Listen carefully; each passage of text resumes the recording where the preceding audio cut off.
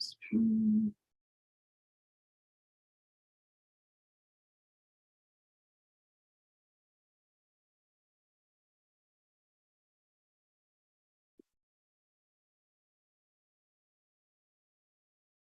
And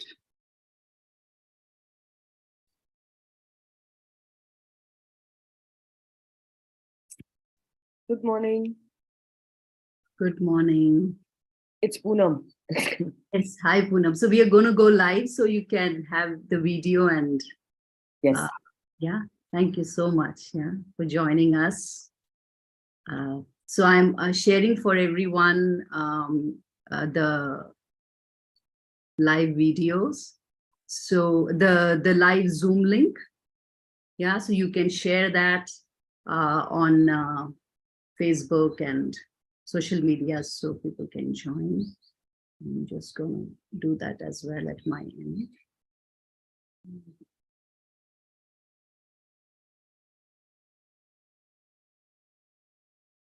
One second.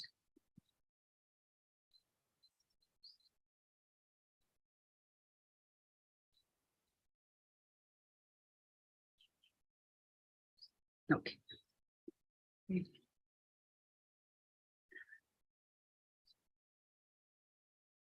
Good morning, everybody. Those who are here on Zoom and those who are going to join us and those who are going to watch this live today and during the day in the coming weeks. We are on our third day of the conference, our third and last day. And as we enter into today, I want to also wish Mother's Day. Happy Mother's Day to everyone who's watching. And when I say Mother's Day, I also want to talk about the mother mind as well. So it's a happy Mother's Day to everyone, male, female, who is in the mother mind, because that is the most predominant energy of nature and earth. And it's every day is a Mother's Day. If we just pause and look around, the energy of the mother is forever around us. And yet when we have a day, we can really remember that. We can tend to forget that.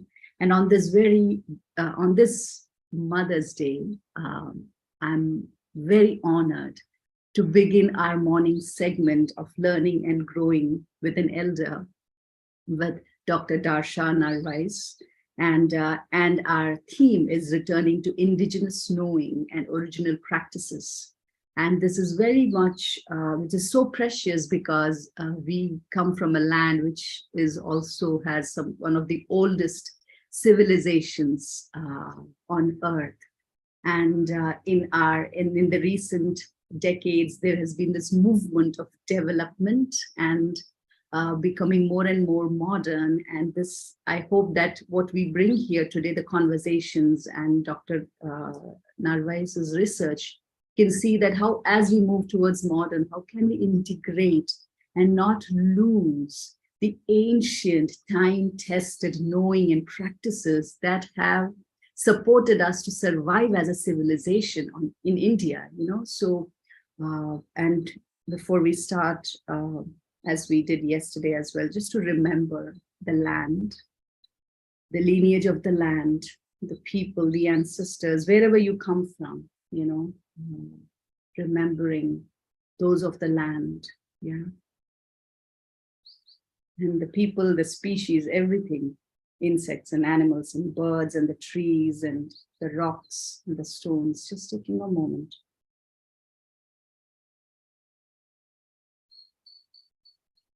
And Mother Earth right below our feet. And we have been so graciously supported. We have had no technical challenges. So I just want to say thank you to the universe for really carrying us forth in this, like a womb. This has been a space of womb.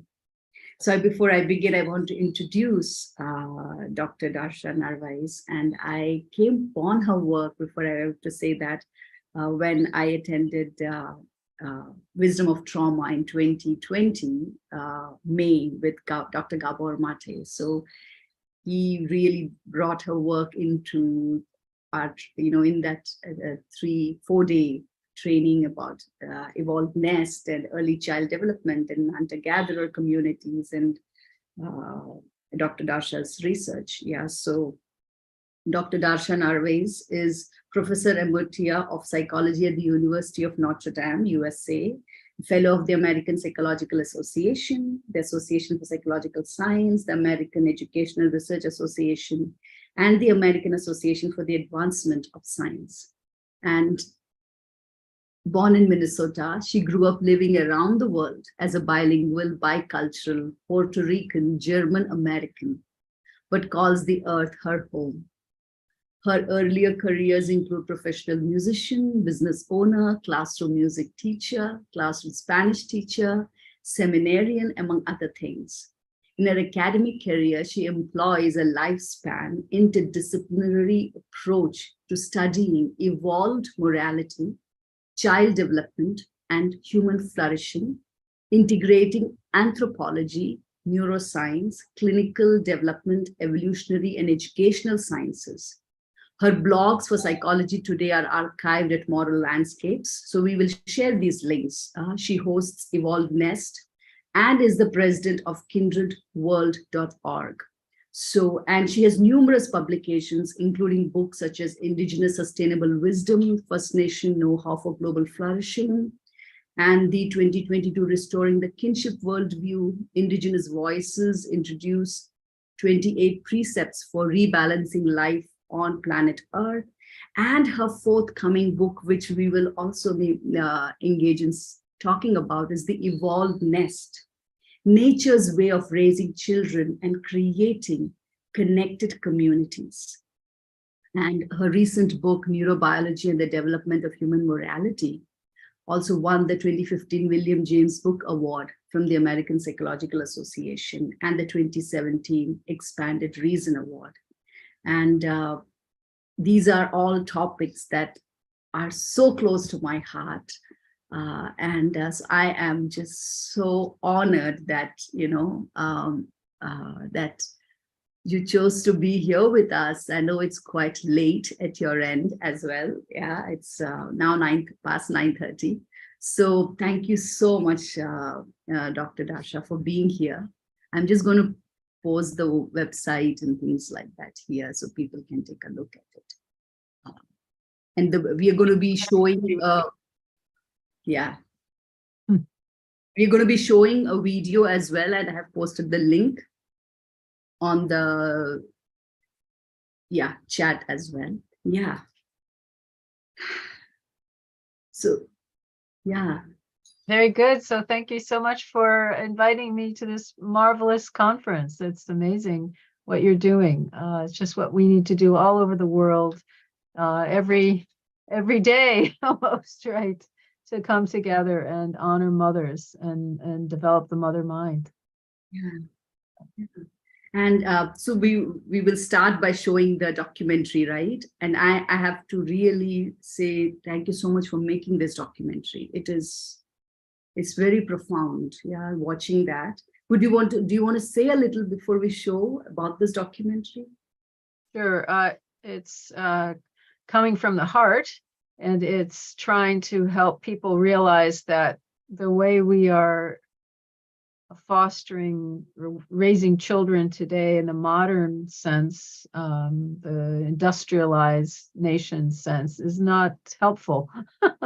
It's actually doing a great deal of harm that we then spread around to the natural world as well as other peoples. So it's trying to reimagine and to remember what our ancestors knew so well about how to raise children, how to raise ourselves to be morally, ethically attuned to the natural world and to one another. So it's intended to just wake people up in a way to start thinking a bit about how we can change and restore what is healthful and promotes well-being. Yeah.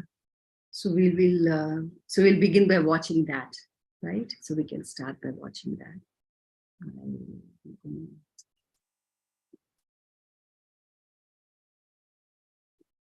And I have it right here. Share sound.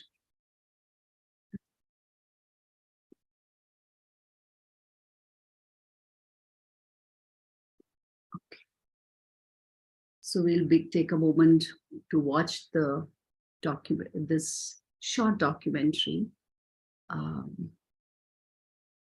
breaking the cycle, reclaiming our humanity with our evolved nest. Just checking if everyone it can be heard, right? Yes. We've been told a story that we are selfish, aggressive, rugged individuals. But if that were true, we should have no problem with physical distancing and self-isolation. The pandemic showed us that this story is not who we are. That's because we evolved in cooperative bands of kin and non-kin, where we were nurtured and welcomed by all members of the community. We lived together, we gathered food together, we sang together, and we danced together. We knew it would have been impossible to survive on our own. But together, we thrived. Today, we are living in a culture that goes against everything it means to be human. Our culture emphasizes toughness over tenderness, isolation instead of togetherness, even for babies. As a result, we are depressed, anxious, chronically ill, and at the bottom of every international indicator for health. We are stuck in a cycle of competitive detachment where we feel disconnected from others and even ourselves, while at the same time feeling we have to compete for anything worthwhile. There's a way not only to break this cycle, but to create a new one that reclaims our humanity and helps us heal ourselves in our culture. We can create a cycle of connected, cooperative companionship.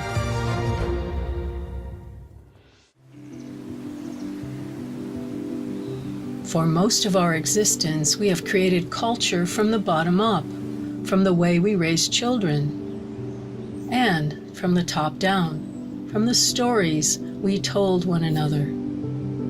Children were nested in loving, supportive village care, growing deep connections to and respect for the natural world. In modern culture, children are raised with disconnection, with little concern for their basic needs, and with an almost random set of relational experiences.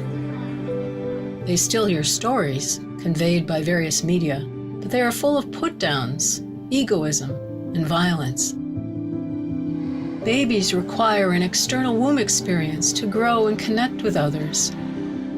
They need calming, affectionate care, immediate responses to keep them optimally aroused while rapidly growing brain connections.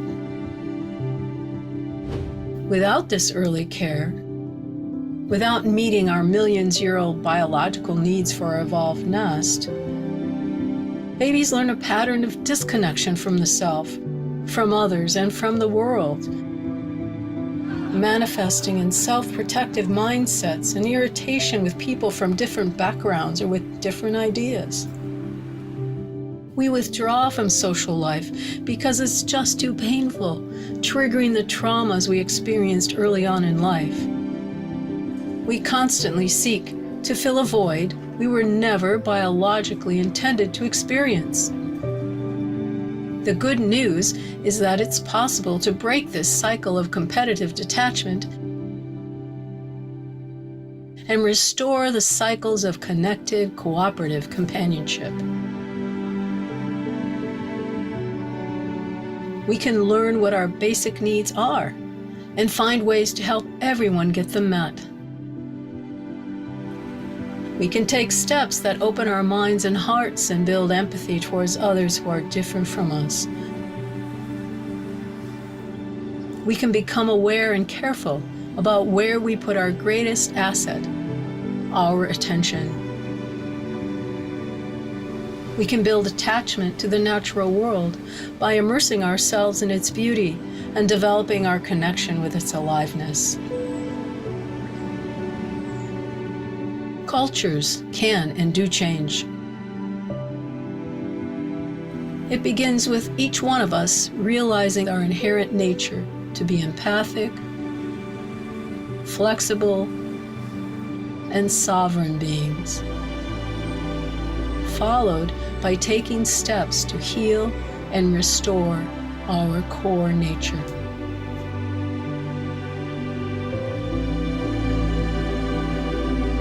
Many of us assume that the culture we live in mirrors innate human nature. But today's dominant cultures of competitive, destructive detachment are rare and recent. Nearly every other culture that has ever existed during our species' history over millions of years has been one of connected, cooperative companionship. To heal ourselves and our world, we simply must return to this way of nurturing children and communities. For more information, go to breakingthecyclefilm.org.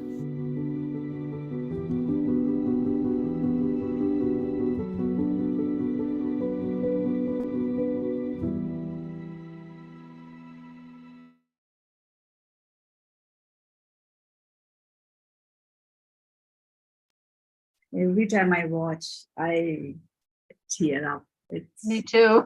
yeah, Yes. yeah, it's yeah,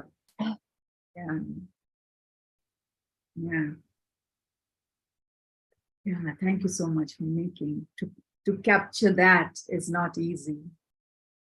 You know, and what I want to start also this, so many things here. I just love the words. I learned some words even when I first watched this.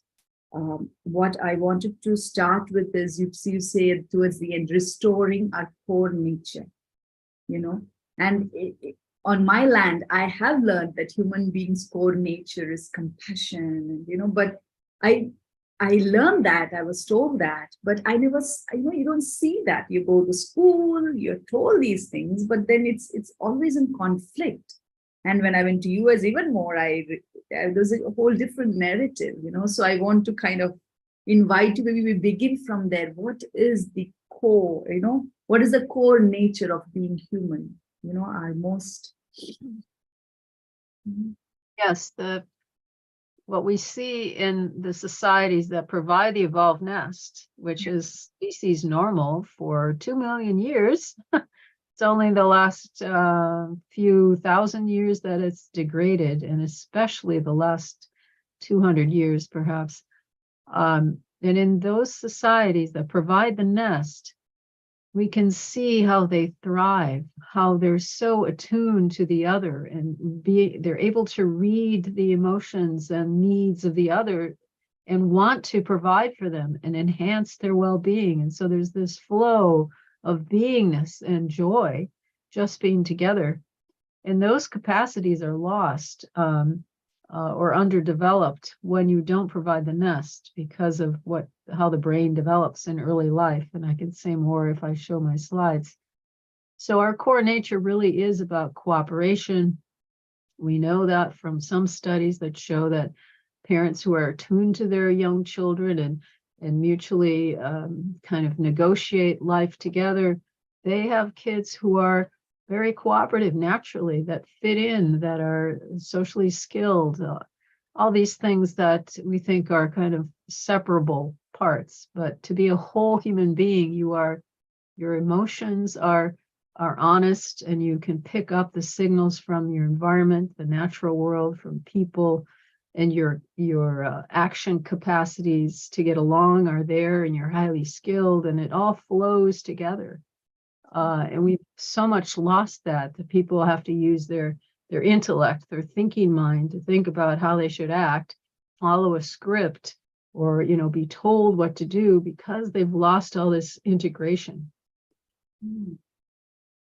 Thank you so much for that. And I want to also from there ask this question that if, I know the answer, but I'm asking also, so if our core nature is cooperation and kindness and compassion, like that's our natural go-to, a human child, when a human child is born, does the human child not just be that? Is the nest so important? Because every other species I see, like if it's a calf, I've seen calf birthed in when I was in my, grandmother's village. They just birth within like a minute. The mother licks and they stand and they are running.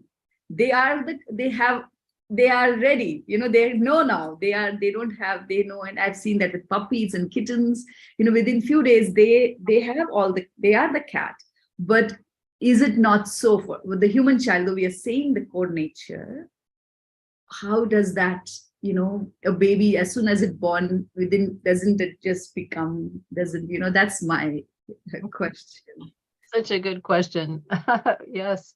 So we are different from virtually every other animal in being very immature at birth, because if we're not born after 9 months in the womb, our heads get too big and we cannot be born. So we have to be born before the brain is more than 25% developed in terms of size. And so much happens after birth, especially in the first 2 years, when that brain growth is doubles, triples, and then the first 5 years also when it starts to reach adult levels. But even we need 3 decades to fully develop the executive functions. So in those first years, it's really critical because so many systems are establishing how they're going to work. The stress response, the oxytocin system, that cuddle hormone, the vagus nerve, which innervates all the major systems of the body, are all affected by the kind of care you receive. So the baby needs to be kept calm and to feel secure. So that means on the body of the caregiver, hearing mother's voice, familiar voices, being sung to and calmed down when their nerves are still trying to figure out how to live outside the womb. And if you don't do that, if you let the baby get distressed, if you leave them alone, which is common in the United States to be told, parents are told to leave their baby alone in a room to cry themselves to sleep, you are now distorting the brain development. You are now making the stress response very reactive. And so they'll be easily frightened and triggered. And then their blood flow shifts. They can't think very well when that happens because the blood flow goes for running away, for fighting. That's what the stress response is. And so all the systems get dysregulated from being distressed at the time when the brain is developing so quickly. Thousands of synapses a second are connecting. The brain cells are connecting and growing and figuring out how to become a person. And so what I'm hearing is that while there is evolution in the brain, once development in the brain, but when we are born, our primal system of danger and threat are already there, right? So that the nervous system can detect. So that's because even a baby, even a little sound or anything, you can see how a baby system shakes. So there's already something that's there, but right? Am I? Yes, it's the survival systems are innate, right? So it's the fear system, the panic system, the anger system, and various things to keep you alive, right? But what has to grow after birth is the social systems, the social and emotional intelligence, which comes from experience. So if the baby doesn't have social experience, they're left alone or with a screen, they're not going to develop all the things that are supposed to be developing that are going to make social life pleasurable and skillful and about connection and being with others instead of being afraid of them. Because when the old systems are enhanced from distressed childhoods, then you more easily go into, I don't feel safe. I don't feel, I don't want to be with you. I want to be alone, so things just get disordered. And our big social brain we evolved as a species just doesn't work properly, essentially. And would you also say that this primitive primal system, that's the safety and the survival system, not the social engagement system? And I know you were talking about the affective neuroscience, like the 7, right, primal emotions. So the I lost my question. I thought I had so the primary, the primal system that is, it's also, does it also get influenced across generation? Because this, you're talking about breaking the cycle, right? So it's not, so it's also a cumulative, or would you say it's also, I don't know, what's the word that you would. Yes, inherited, right? Inherited, yeah, yes. inherited, yeah. There are epigenetic things that happen. So we're born with a set of genes, Yes. but they're just a blueprint. They don't work unless you have experience. Right. And epigenetics means the genes are getting turned on or off or expressed in a particular way. You get that as an individual from your own experience, but you can also inherit your parents or your grandparents' epigenetics. And that includes being anxious. So if your parents were in the Holocaust, or your grandparents, you as a grandchild might have a more survival-oriented instinct than would be normal because of those experiences. So what we've done now, because we've traumatized people for generations, from civilization, from slavery, from coercion, from punishments. Corporal punishment is very bad for babies and children because it changes the trajectory. It makes you more self-centered, of course, because you're worried about getting hit or getting punished. And so you're not going to develop those open-hearted, open-minded ways of being with others as a natural matter of course. So yeah, we've got inherited traumas, Right. and we need to heal those in order for us to actually then give back to that, developing that core nature of compassion and connection. And as you say, the inherited trauma, I really want to give voice to also that from the land of India. We say we are ancient civilization, but in the last, I think, 1,000 years, we have really been in wars.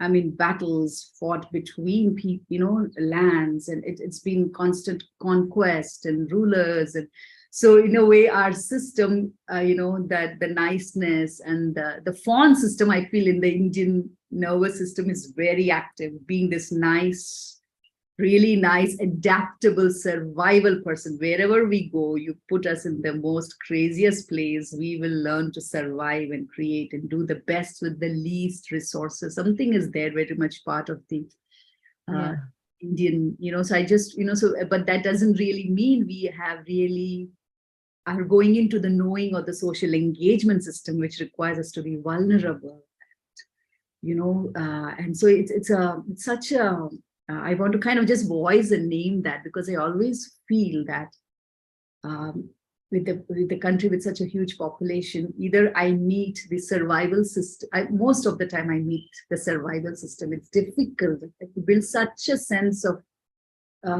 takes a lot of work for someone to really show their insight, to show their vulnerability. It takes time. And I want to say that this is also part of our inherited sensitivities and that, and you talk about, I want to now talk about your work. How did you arrive at, that this, because there's so many years of work on this that you have, what drew you here, and what's your heart, how did your heart come about here doing it?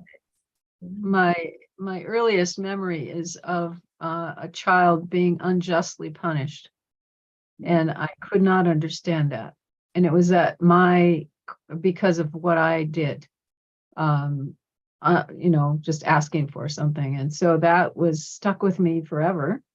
And I lived half my childhood outside of the United States, where I saw children my age who were poor, who were not in school, who were selling things on the street, and trying to make a living. And I then would go back to the United States, where there's so much materialism and waste, and just could not understand the world. Something's wrong. But I had a lot of interest, so it took me a few careers to get back to studying that. Yeah, you have such a phenomenal career, musician, and maybe that's also part of this evolvedness. Somewhere I feel you language and music and, Yes. it is really, yeah. It's important for the young people, the 20-year-olds, to explore and find and build skills and not just settle down into one career too, because that's what helps you understand and find your truer, deeper self, your calling, really. Right. Yeah, so I found moral development and studied that as for my doctorate degree. And then that was focused at the time on reasoning and intellect, and thinking and how, just make a decision and then make it happen with your will. But that's not my experience in my personal life. I would freeze up when I would be caught on the spot, and I could not think straight. I couldn't be compassionate when I'm frozen. What's wrong? There's something not, thinking the right way is just not enough. And so I found all this cross-disciplinary research, the anthropologists, the affective neuroscience, interpersonal neurobiology, and I started to integrate all that. It just struck me, especially when the United States went to war in Iraq. I thought that was insane, and how could that happen, that people would support it? And all of that happened at the same time that I was trying to explain that.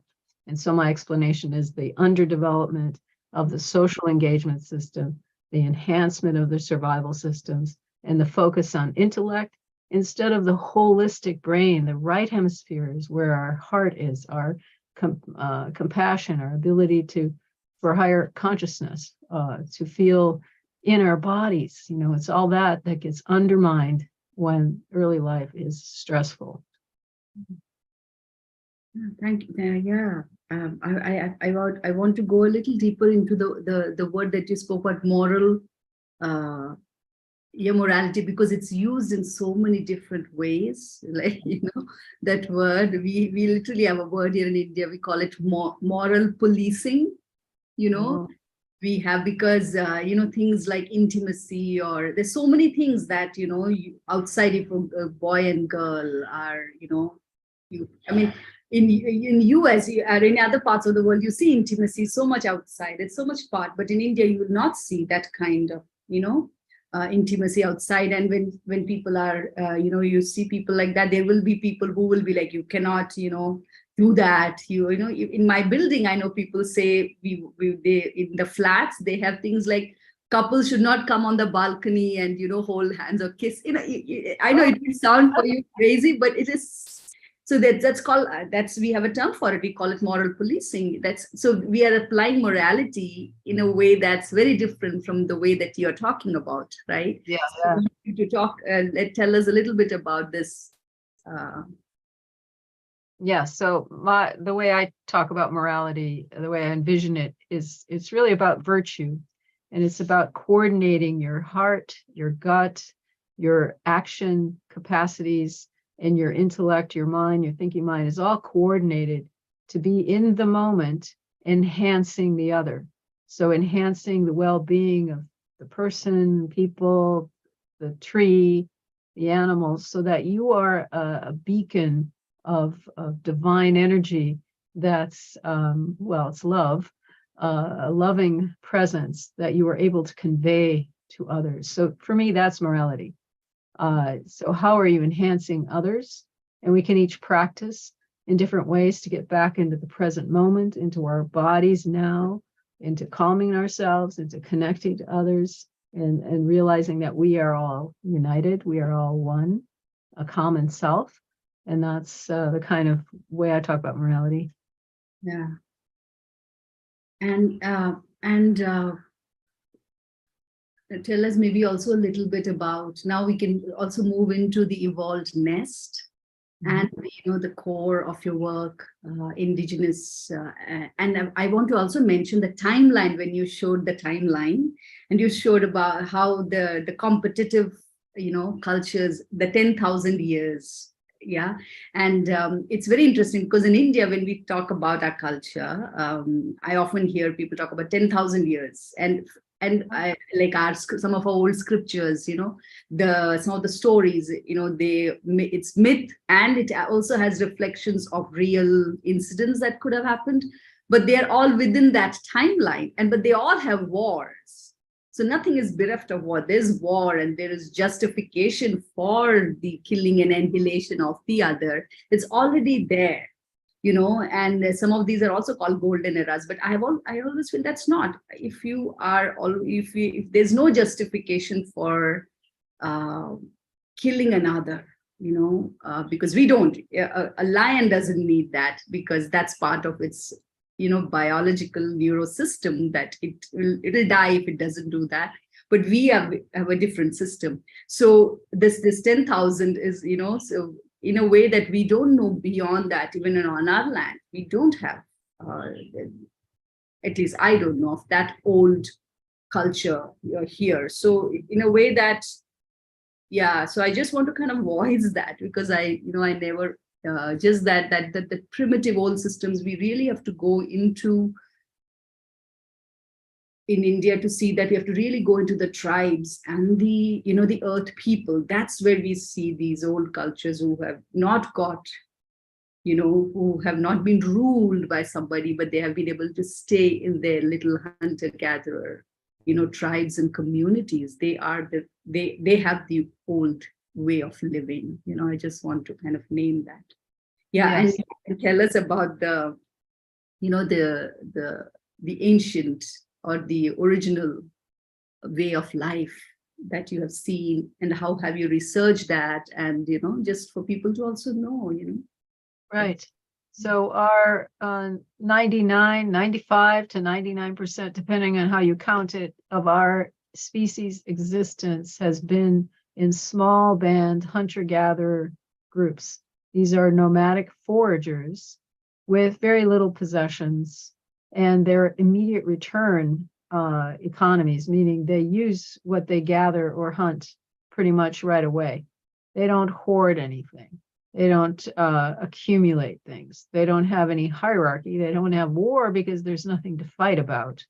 But they do have an egalitarian system that might have a pendulum swing. So that the radical anthropologists are telling us that we evolved to have our species in the last 300,000 years in particular, to have women oriented to the moon and cycling together and controlling the men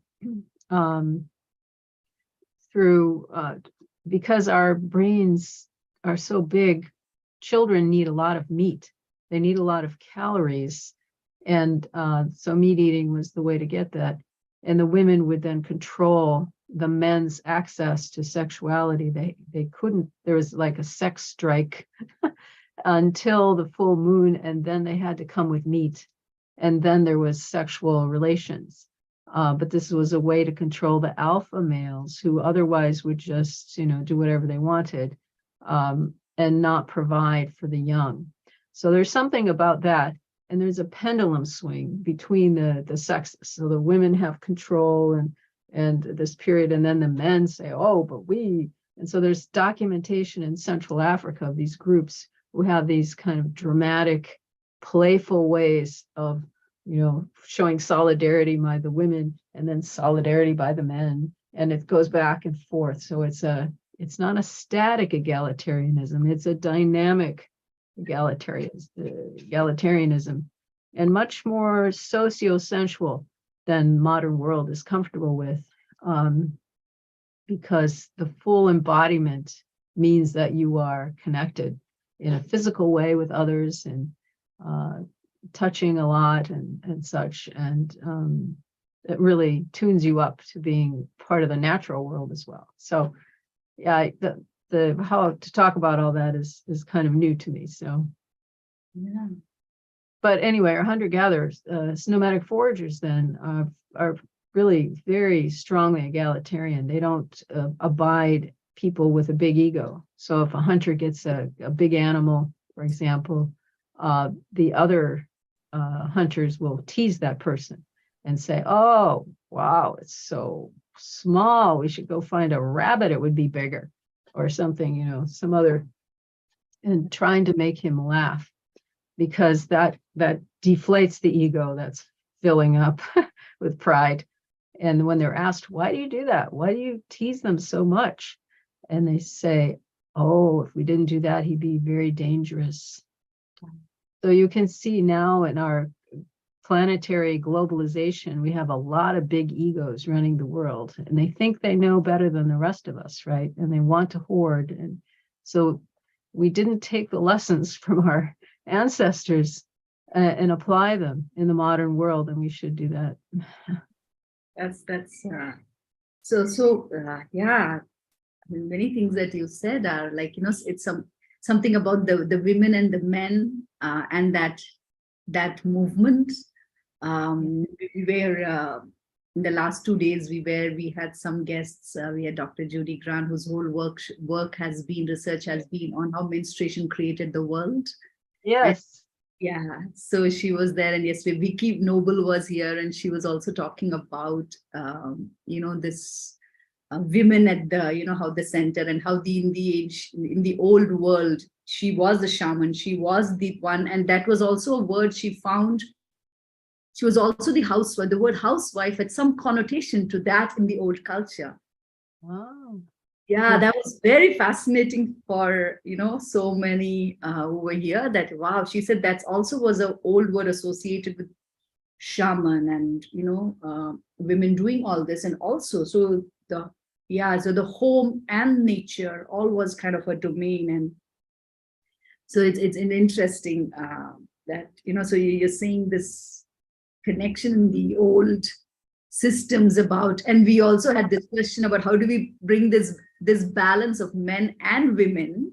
There's a separation that's happening, but this balance, that when you talk about that, for me, just clicked something there with that. Yeah. And we were able to have shaman women because it was a community child raising. So we didn't evolve to have a mother alone with a child. That's crazy stuff. Or even a father and mother alone with a child raising the children. No, it's a community event. It's community provision of the nest. And so then the mother might be around, but she might be a shaman. But mother's nearby the child, so the child feels safe, right? And has other connections, other attachments. So it's not just the mom who has to carry the burden. Right. So this is where we come to evolvedness. So for a human consciousness to really come into the social engagement, it can't just be a mother and father, So tell us more about the evolvedness and Yes. Anytime you want to go to the presentation, you can do that. Okay, so or we continue. So it's I think this is good. Yeah. Good. Yeah. So the evolved nest, we have identified 9 components, and that's what we see in these nomadic foraging communities, what they provide and what we know is linked to well-being, neurobiological well-being, social well-being, and moral well-being. So in the way I was talking about morality, the enhancement of the other and the connection and the relational flexible attunement with others. So the first one is the soothing perinatal experience, which means the mother feels supported during pregnancy and that the child is wanted and she is welcomed, and the child is welcomed. So it's a welcoming aspect as part of the nest. But soothing perinatal experiences also means that at birth, there's no separation of mom and mother and baby, no painful procedures, because that's now going to impair the baby in one way or another. They're growing so quickly and they're expecting to be on the mom's body, right, for 18 more months. So you need to be very sensitive to what impressions you're making on that brain that's so sensitive to experience. And then the next one is breastfeeding for several years. The average among the nomadic foragers of weaning, of stopping breastfeeding, and it blows everyone's mind in the modern world, 4 years on average. Because why? Well, because the immune system takes about that long to develop, and the breast milk is providing all the building blocks for the immune system and the building blocks for the brain to work well, like serotonin and other neurotransmitters supporting those systems. And the vagus nerve is developed by breastfeeding. The actual movement of the jaw the baby has to do is stimulating the vagus nerve, the key nerve in the body, and also shaping the jaw. We have a lot of sleep problems now because children are not breastfed, and so their jaws are too narrow and they have small palates and they have sleeping problems and orthodontic problems, tooth problems. So anyway. Also, yeah. Would that also connect with our eating? People eat also sometimes when there is depression, aloneness, you're not with someone. Is that also something, some way of activating that social engagement system by eating? Yeah. Again, self-nurturing. Self-nurturing, but that's kind of a destructive move because it doesn't really support the body. But and I speculate that the desire for sweet things, for sugar, is the searching for that breast milk, because breast milk is like, it tastes like a malted milkshake. It's very sweet and wonderfully tasting. And I think when you don't get enough of it, you're always searching for it. And so then you eat the stuff that's not really it. It's so interesting to hear that. Yeah, I've never heard that. The best, the breast milk, that's not, you don't hear that, but that makes so much sense. This sugar drive that's there, like everything is packaged with so much sugar. That makes perfect sense. Yeah. And infant formula tastes terrible if you've ever had it. And it's the same always. So when you breastfeed, you're giving the child lots of different flavors depending on what you've been eating. And so you're shaping the palate to be open to lots of foods. And formula shapes you for a greatly, I think, for junk food. Kids' junk food tastes the same wherever you go in the world. My generation, I remember when I was a baby, my mom always tells, and my dad tells it with great pride, because they don't know, they grew up with being breastfed for a long time. But by the time I was come and they were, nuclear family out in the world, there were these baby products, Ferrex and Cerelac, which was introduced in India. There were ads of babies. So, even in the army, in the cat, so it was such a thing. So my dad would say, we gave you Ferrex, but now we know Ferrex is actually banned. So, it was seen that, oh, you don't breastfeed so much. We give these things, that's what everybody else in the world is doing, so it's so, and today we have such many more things that have come. And I want to really take a moment to say that there's nothing that compensates breast milk for a child. And also I know you will come to that in one of the 9, that I also remember in villages, it's not just the mother the baby would breastfeed, it could like my aunt and my grandmother were pregnant around the same time. So they both had children. So their children, breastfeed from the grandmother and the mother. So, it's a very, in today's world, it's so difficult to even comprehend that, but it was so natural for that. Yeah. And some communities, Native communities, they purposefully share breast milk and make sure the child has had many types of breast milk to make them stronger, they think. Yeah. So, and even in our nomadic foraging ancestral context, if a baby was distressed or discomforted, because they don't wait till they're distressed, they just the discomfort. Even a father could put the baby's mouth to his breast to comfort the baby, right? So it's not just women either that are, and the suckling is comforting, right? Because it's produces oxytocin when you do that. Yeah. So maybe we can continue with that. We stated too. Yeah, in the wall nest, the soothing perinatal experience, breastfeeding. Yes. Oh, I'll jump to allo parents, just that one. That's allo mothers, other caregivers. So we're talking about that, right? So whether it's for breastfeeding, or the other components that I'm going to mention, that it's not on mother alone to care for the child, although she's the one who birthed the child and is the first known person to that young one.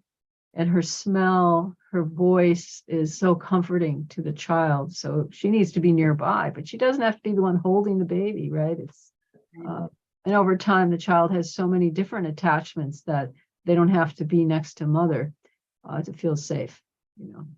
Yeah. So responsive relationships is another one. And that means that in babyhood, you keep the baby calm while they're growing. If they're not calm, they're not going to be in a growth state. They'll be in a frozen state of not growing because they're distressed. So neglected children are have very much smaller brains compared to well cared for children. So you're just not going to grow if you feel abandoned or if you feel scared and such. Then there's affectionate touch, positive touch. That means for babies, that's 24/7, you know, all the time. They need to be near the caregiver, in arms, on back, next to them on the safe sleeping surface. And that's can be usually is the mother, but it can be others. And no negative touch. So that means no spanking, no hitting, no slapping, pinching. That we know longitudinal studies now show it's the same as physical abuse to have that kind of treatment. We know that it also makes people resentful and rageful just in adulthood. So it makes you more likely to be an authoritarian and to be subject to domination or to be a dominator. So it's really important to be nurturing and not punishing. And then another one is self-directed play. And that means not organized sports, not activities organized by adults, but the children freely choosing with other playmates of many ages, different ages, different activities. So running around, climbing trees, making up games. That's what grows the brain too. And that's especially this right hemisphere. The right hemisphere is scheduled to grow more rapidly in early life. And it grows from the nest components. So affectionate touch, breastfeeding, play. And it's also building skills, your executive function, your ability to stop and start action, to react to unexpected events. Your playmate is going to do things you don't expect and you have to respond. It also helps you learn to control your aggressive moods because they're movements, actions, because your playmate will stop playing with you if you're too aggressive. And so you have to learn that. That's all wonderful skill development of all kinds. Yeah. Turning genes off and on that are appropriate. And today we know that we don't give a moment to child to get bored. Children really don't know what boredom is, and many of the play is with gadgets and screens. It's a very different and I always many times also see parents keep interfering if children have fights, in my time, if I had a fight with my, if we had this, my parents will not interfere. They will tell me, go talk, so there was no parent talking and my child is right. That there was no question. So I had to deal. I mean, there was also some aspect which was painful there. I know it's not dealing with that, but not seeing me in that.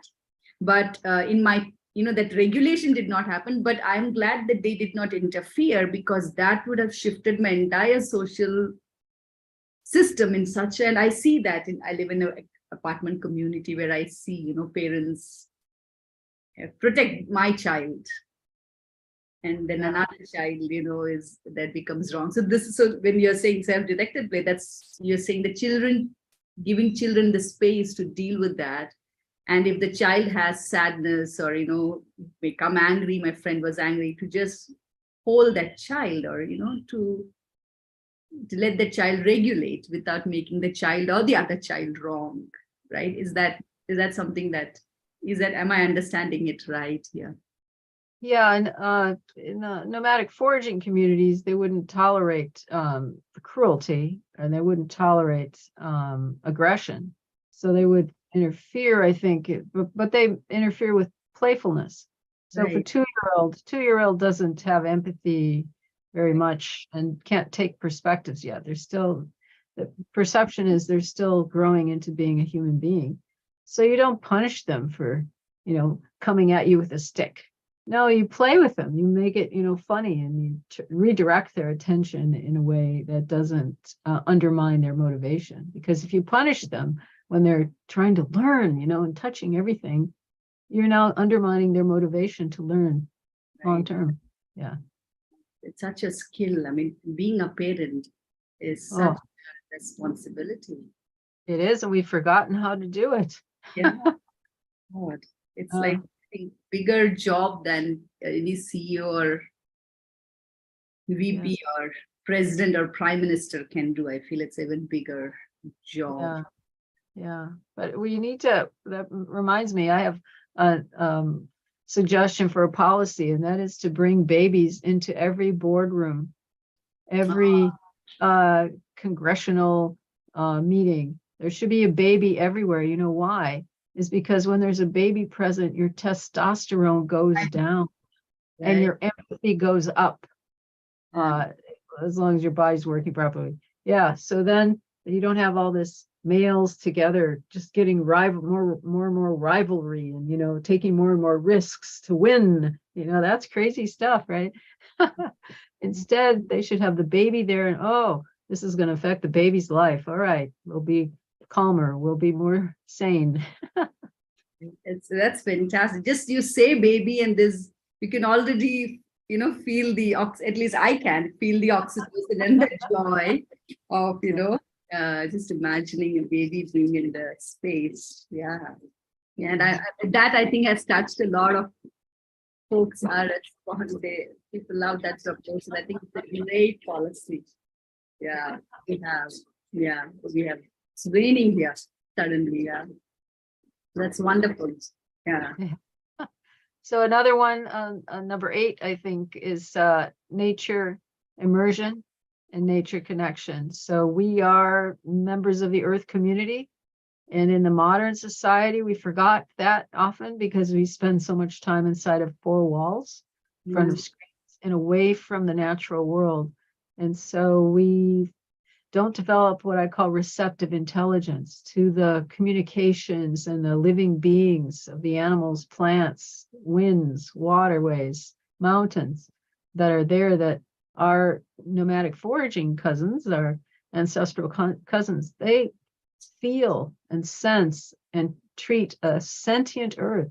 The earth is alive to them, and we undermine that sense. Kids have that sense initially if they are outside very much, and then it gets suppressed and tamped down in schooling, because they're not supposed to be focusing on the bird outside the window. No, focus on this, read this book and take a test, right?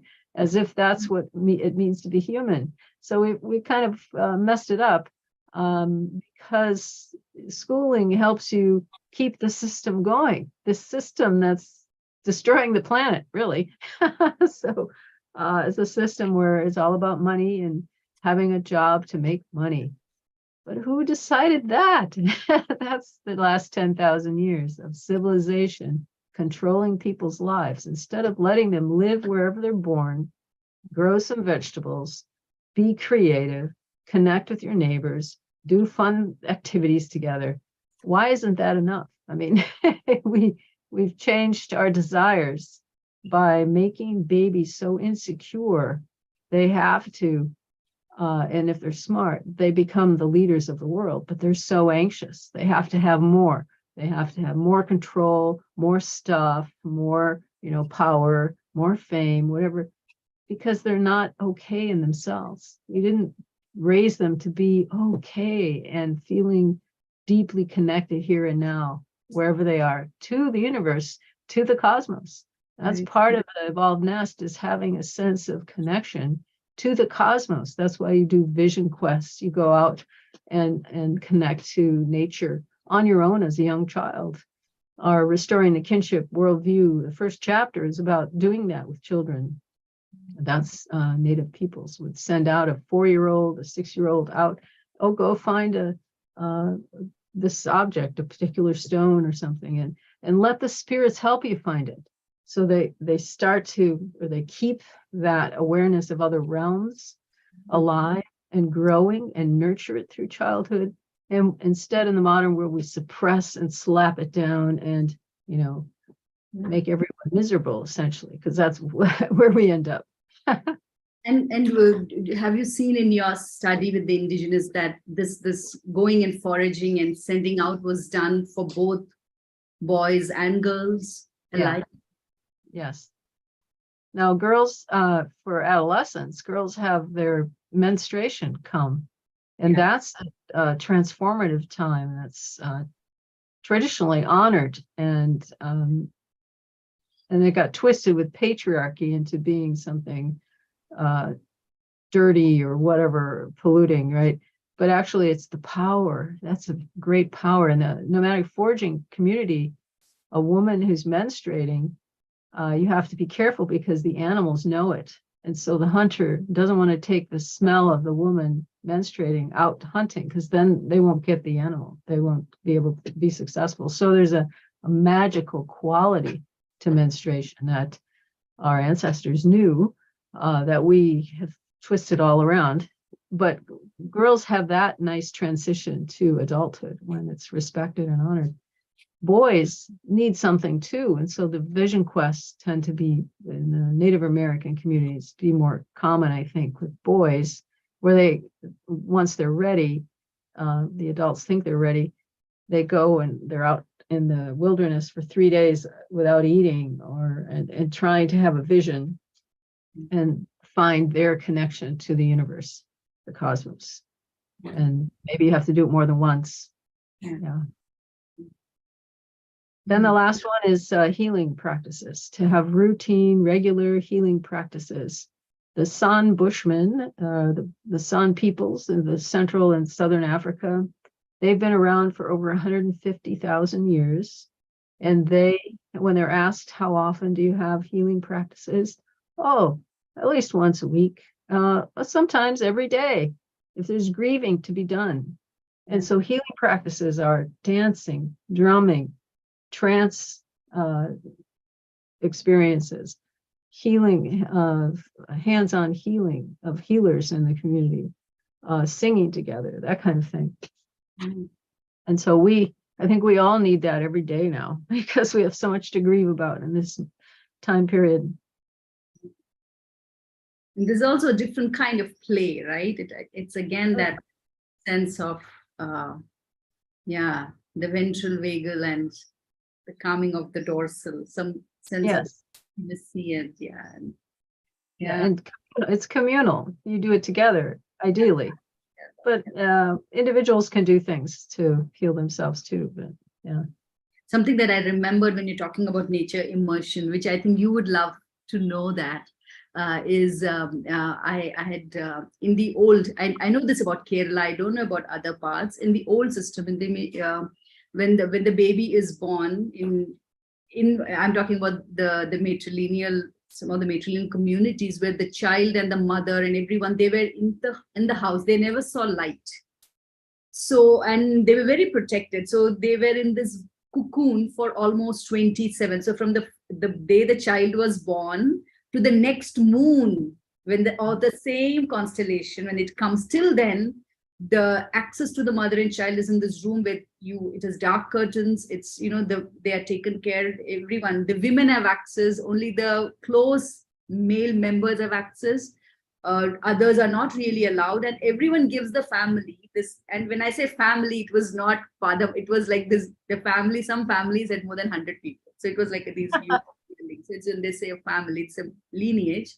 But then their first activity of going out, once the 28 days, they would go to, I don't want to say temple, because in Kerala in the olden times there were a lot of sacred groves, which were areas where there was a stone or an idol, where there were snakes and herbs, and so it was like a very natural place. And many places are these old trees, like people is one of the trees. It's a form of banyan.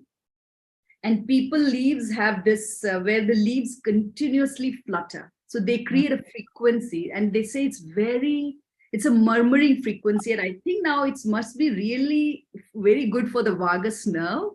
So one of the first ceremony was you take the child there and you place the child on the foot. So most foots of the people tree had this built mud thing where people sit. So you place the baby there. So the baby becomes familiar with this vibration frequency. So that was one of the first hearing of other, was nature hearing. So this was something that it was something very sacred when I heard. And from then I really pay attention to the people. And if it has this, all the leaves, they flutter. So it creates this very sense of, it's not even a hum, it's a murmur. It's a murmuring sound, which is very soothing, very soothing. Beautiful. Yeah, so this connection, so the baby and the nature, so there's this connection that was done. I mean, I don't know when, I don't know. I didn't grow up there, but my grandparents and earlier generation might have known that. But I heard this from a talk by a saint. He was talking about his own upbringing, and he was telling about how they used to do that. So And, how do you spell the name of that tree? Peepal, Peepal. Let me also give you the, if one of my folks could just Google and put the scientific name down there, the botanical name on the chat of the people. It's, the banyan tree, right? Yeah. It's the same family. So I think the first name, the family name, I think is the same for both. It's the ficus family. Yeah, thank you, Mother. And mostly they are found in this part of the world. I've seen people in Bali. I've seen some of those areas, but it's in India, but I haven't seen it outside anywhere. The people tree. Yeah, that reminds me that, evolution is about more and more diversity, cultural diversity, biological diversity, and all these cultures around the world are very landscape focused, right? So each culture has been developed in a particular landscape of trees, waterways, mountains, sand, desert, plants, and the language comes from the land. And so this is part of that languaging of that cultural world, right? It's so beautiful. It's so precious. So I know we could, I didn't even realize that time has moved quite fast. We are at 8:10, so almost coming to 8:10. So I also want to kind of maybe pause and see if people have questions from this conversation. I feel it was such a sacred conversation. So just want to check with folks if, anyone has any questions?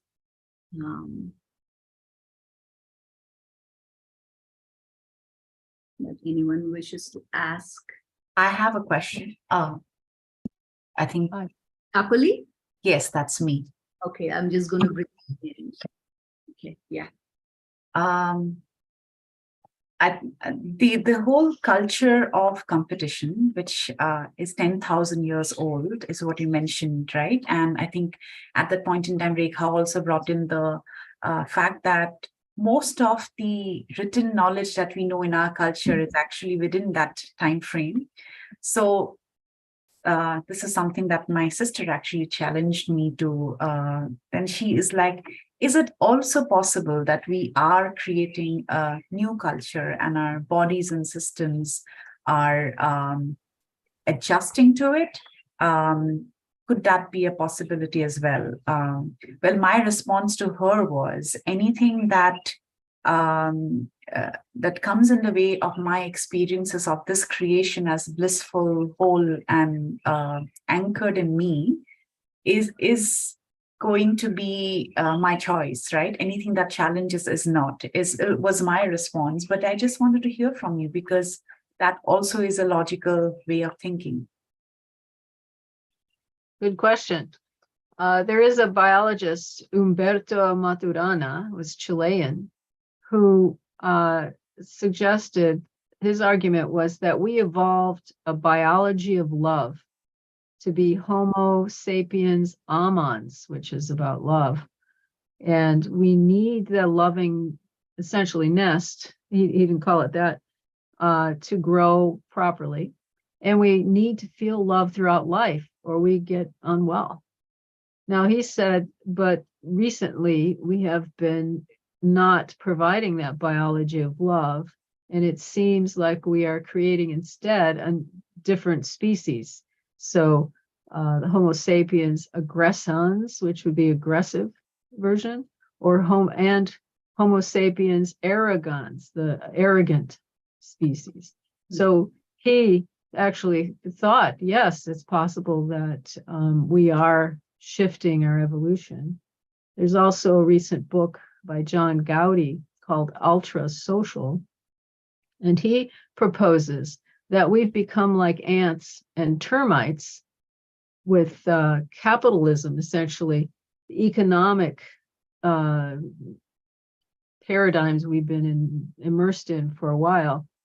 They're creating, making us to be, instead of what's called eusocial, means you're very oriented to compassion in your group and all the things we were talking about, attunement and caring for your young very well. Ultra socials, the ants and termites, they have others take care of their young.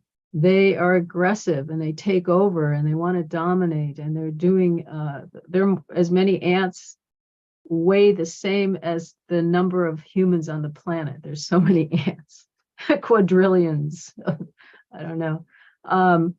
And so he argues that we've socially evolved. Our biological evolution then has been trumped by this social evolution of becoming more ultra social, where you sacrifice individuals for the system. And that's what we are doing, really. Now, I disagree with him because because he leaves out so many things, like the nest, right? It's not normal for an animal to punish its offspring the way we punish them, punish babies. It's not normal to torture your children the way we do it. We know that shapes then the brain to be a particular way and to be so malleable and conformist, authoritarian, and all the things that and disordered and dysregulated and aggressive and self-centered. So it just doesn't make sense to me, his argument. And I'm still going to write something about that because I just read the book.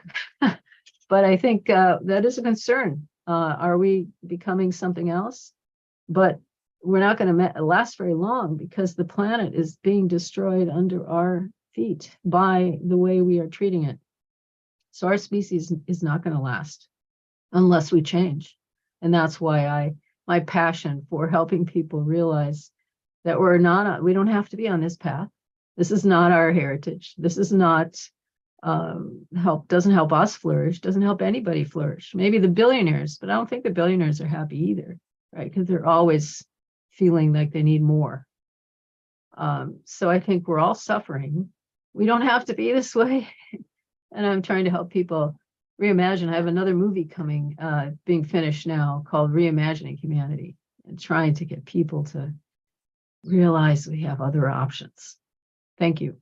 Thank you so much. I'm feeling happy, hopeful that there's another way of doing things. Just wanted to understand, remember the name of the biologist that you mentioned? Should I put it in the chat? Yes, thank you. Okay. Thank you so much, Kakuli, for that question. It's a beautiful question. And I also, in your response, I want to really emphasize, you said our species our species, we are trying to save Earth, but we have to, I feel like we have to save ourselves, because Earth will survive all this. Earth has survived. And we have to save ourselves. We have to kind of shift our behavior and the way we live. I think it's yes. And also that, the aggression and what you spoke about, we like, I always, for me, the example is cockroach. It has survived, for billions of it has exist. Is that the life we want? Right. Want the life of a cockroach, you know? Because we will as human, if that's how we develop, that's the kind of fear, and that's the life we have. But is that why we are here? You know, is that Yeah. that limited, or an ant or a termite? You know, is that, but that's not who we are. You know, we have come for, you know, it's right. Yeah. The Native American views, what I call primal wisdom in my neurobiology book. Yeah. Primal wisdom is that we have the capacity to make choices that other animals don't have. We have the capacity for imagination and story building that guides our lives. So we are responsible to care for the other species, to watch ourselves, to be modest, to be empathic, to be enhancing their well-being. We rely on them for our lives. They don't rely on us. They could be fine without us. We're kind of the dispensable species on the planet, unless we're going to be nurturing towards the rest of the planet. And it's also a chicken and egg kind of scenario, right? I mean, those who have the power right now, the aggressive and the, you know, they control the narrative, so they don't give anybody a break. So you keep everybody running on this wheel, and the cycle of trauma keeps, you know, going and going. But then yet you need nurturing. So it's like, it's such a that breaking that cycle, you know. Yeah, it's such a, yeah. How can we break the cycle? Like, what, you know, we have such a huge population of people, and such, and every time I go to these, when we have conscious events, the number is always not huge. You know, so how do we, those who show up in this, those who are aware of this, how do we support ourselves to break our own cycle, and how do we support this movement happening on the planet? Mm-hmm. Yeah, I think, well, we have to remember that what we see is not everything. That's only one realm. There are many things that are not visible to us, and we are all bodies of energy, each one of us, and the way we vibrate in the world is having an effect that we cannot see. So it's really part of morality for me, is making sure I stay in a balanced state that is a loving state, a state of wisdom, not fear. You can't be wise when you're afraid. You can't be loving very much when you're afraid. And so you want to let go of fear, let go of trying to control things, and be in a state of love, so that you're vibrating in that way. And wherever you go, you can connect to whoever you meet, and even the spiders or the cockroaches, to express love towards that creature. And you are then having an effect. And I think we are in complex systems. Complex systems can change when there's enough change on the side of all these little things that are happening. The whole system can shift. So I think that's what we have to rely on, that we are all part of that system. We all have a role to play wherever we are, to provide nurturing to others. So the evolved nest is for all of us throughout life, not the soothing birth and not the breastfeeding usually, but the affectionate touch, the play, the welcoming climate towards one another, the mentoring, the allo parents, right? The responsive relationships, the nurture immersion, the healing, all that we can do on a daily basis. And we can each then have an effect on changing the whole. And how can someone get more in touch with the evolvedness, the work that you do, Darcia? So the website is evolvednest.org. I can put that in the website or in the chat. Yes, yeah. I was just going to.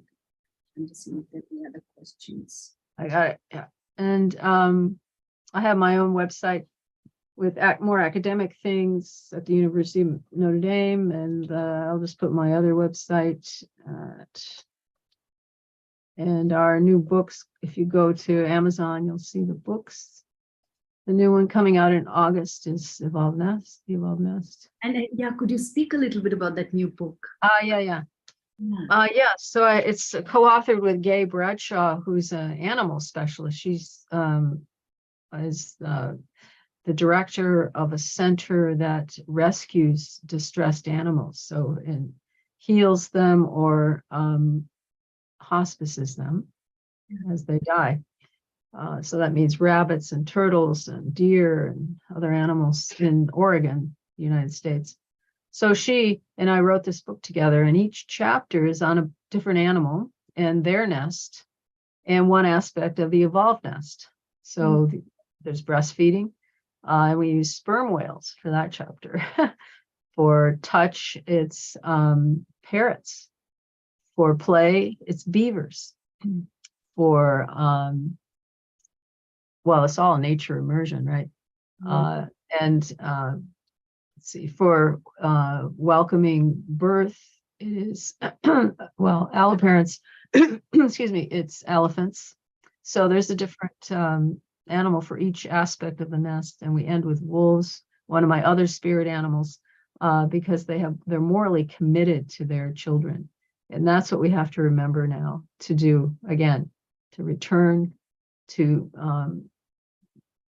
being responsible towards treating our children as beings in the making, and we are co-constructing them by how we treat them. And that means all of us. So even if you're not a parent, you are a neighbor, you are a community member. So we all can welcome children. We can all help them play, help them build nature connection, and help them feel welcomed and welcoming others. Yeah. And I want to just check if there are any questions. Otherwise, maybe, I know it's now late for you, right? It's almost close. It is bedtime. Yeah, this has been such a powerful, such a gift. I mean, yeah.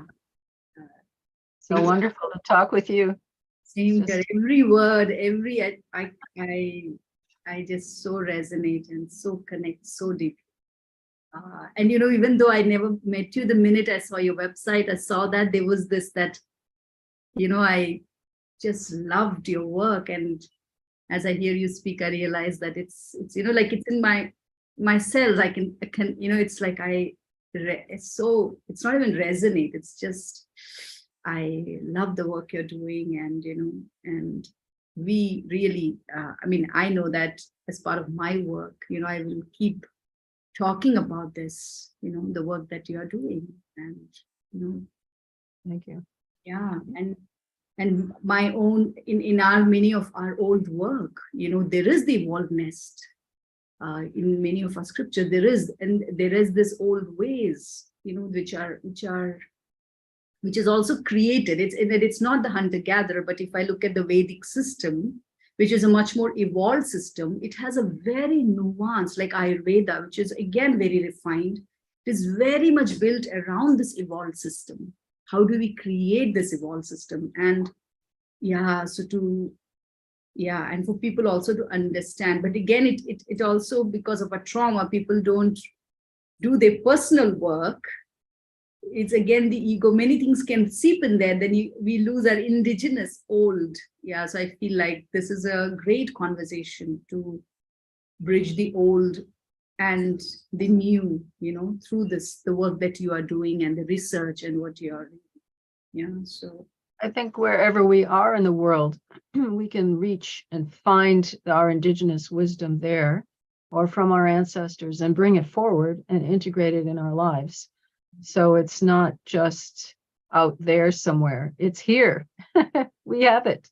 It's amazing, our instincts. We have this deep in our DNA, so to speak, our collective unconscious, our deeper connection to the oneness. We have this knowledge. We have to reawaken it, and we have to let go of the fear that's the dominant culture wants us to feel all the time so they can control us. We don't need that. And I mean, there are a lot of comments where people are really loving all the wisdom that people are sharing here. Yeah. And so take good care. And yeah, very good. Yeah, I was just going to say the global South must save us.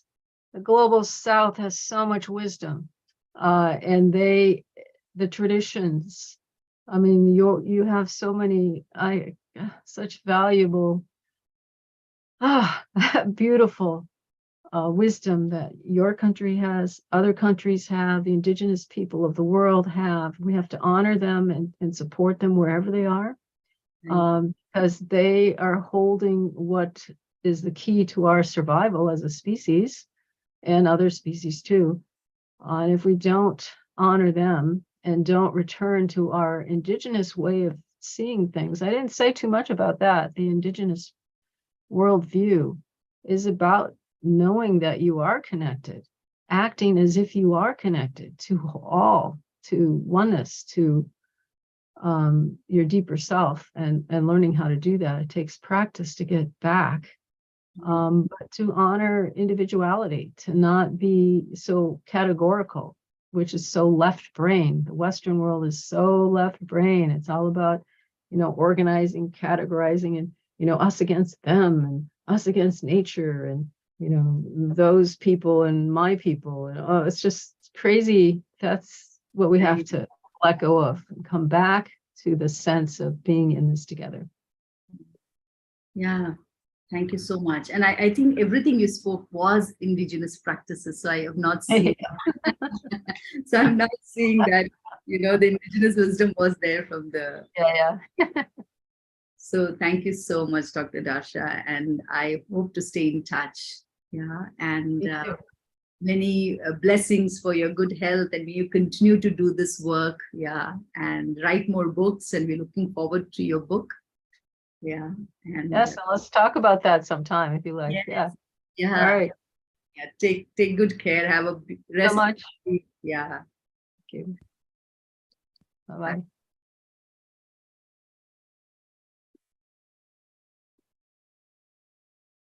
I'm just gonna just change my view because I can't see people. 1 second.